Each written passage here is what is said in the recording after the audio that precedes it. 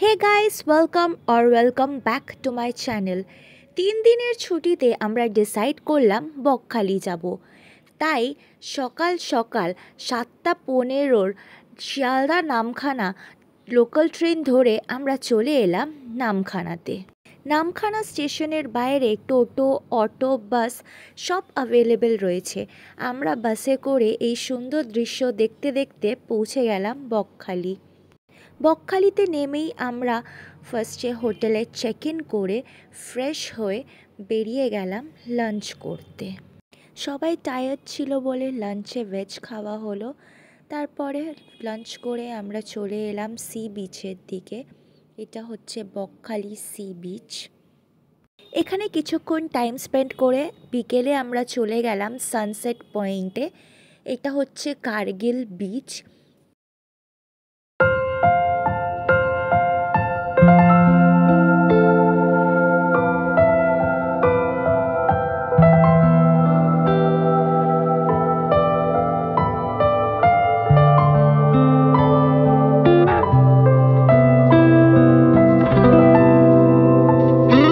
যদিও আমি ফুচকা লাভার নই, কিন্তু এইখানে বিচের এই ফুচকা মাখা দেখে আমার খুব খেতে ইচ্ছা করলো, তাই এখানে কটা ফুচকা ট্রাই করলাম।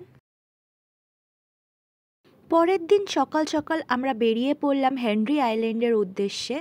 এখানে পরপর অনেক কটেজেস রয়েছে, এগুলো সব গভর্নমেন্ট কটেজ। এই কটেজগুলোতে থাকবার জন্যে অনলাইনে গভর্নমেন্ট পোর্টালে গিয়ে বুক করতে হয়। আমরা এখানে সুন্দর জঙ্গল পেরিয়ে যাব বিচের উদ্দেশ্যে।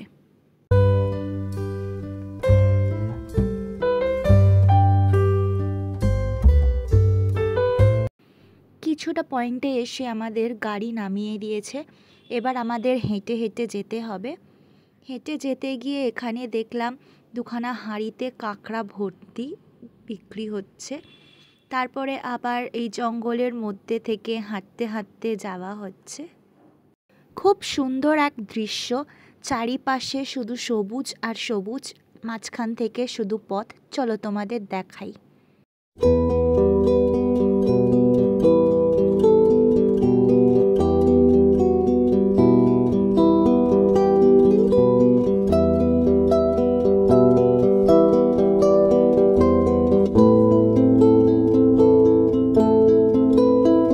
সমুদ্রের এই অপরূপ সৌন্দর্য দেখে আমরা সব উন্মাদ হয়ে গেছিলাম।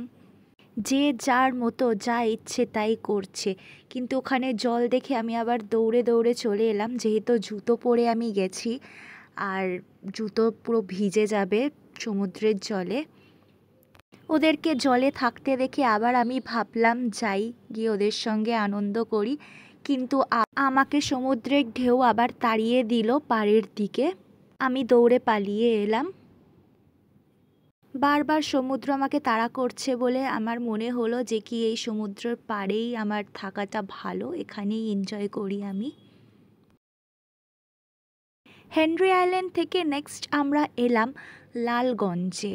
এখানে নাকি লাল কাঁকড়ার পুরো বিচটা ভরে থাকে, তাই জন্যে এই জায়গাটার নাম লালগঞ্জ। কিন্তু এখানে এত বেলায় আসার জন্য এখানে একটাও লাল কাঁকড়া আমি দেখতে পেলাম না। কিন্তু এখানে দৃশ্যটা খুব সুন্দর, প্রকৃতির ঠান্ডা হাওয়া, একদম পুরো শরীর মন শীতল হয়ে গেল। দেখো এখানে আবার কাকা জাল ফেলেছে মাছ ধরবে বলে।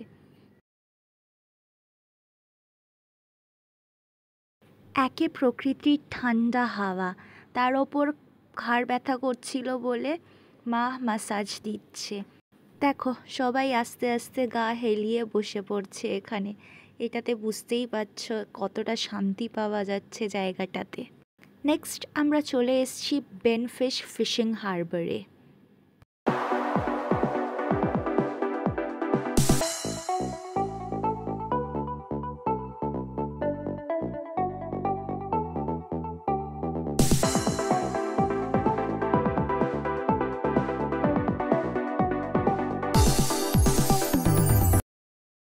দেখো এরা কত রকমের মাছ ধরেছে। এখানে তো অর্ধেক মাছের নামই আমার অজানা। চলো জায়গাটা ঘুরে দেখাই তোমাদের।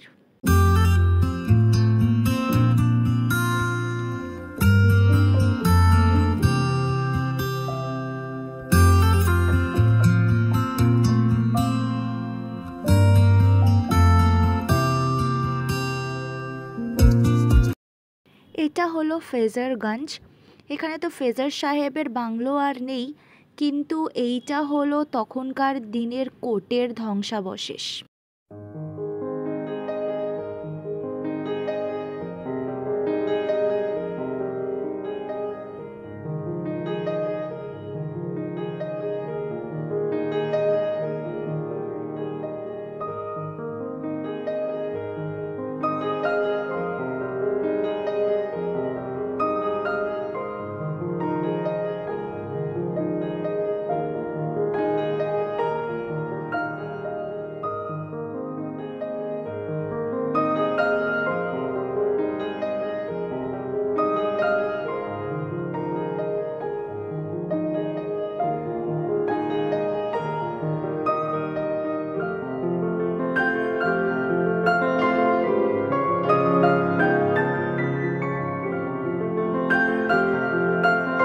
আর ফ্রেজারগঞ্জ আসলে শুটকি মাছ কিনতে ভুলো না।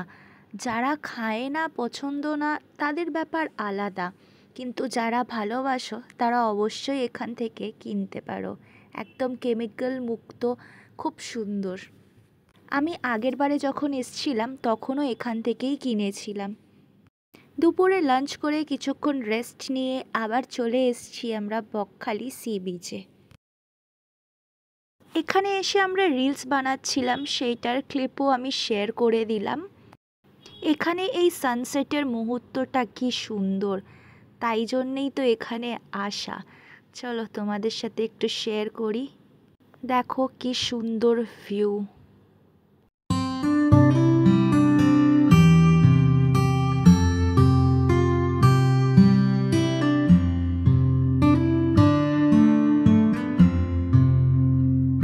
সি বিচে জ্যান্ত কাঁকড়া বিক্রি হচ্ছে, এগুলো বললে ওরা রান্না করে দেবে। আর এই মাছটা দেখো, বুঝতে পারছি না আমি খাবো না আমায় খাবে মাছটা। অনেক রকমের সি ফুড এখানে অ্যাভেলেবেল রয়েছে বিচেতে। ডিনারে আমরা এইগুলোই খেলাম। কাল সকালে বাড়ি ফেরার পালা। তো দেখা হচ্ছে তোমাদের সঙ্গে নেক্সট ভিডিওতে। টাটা।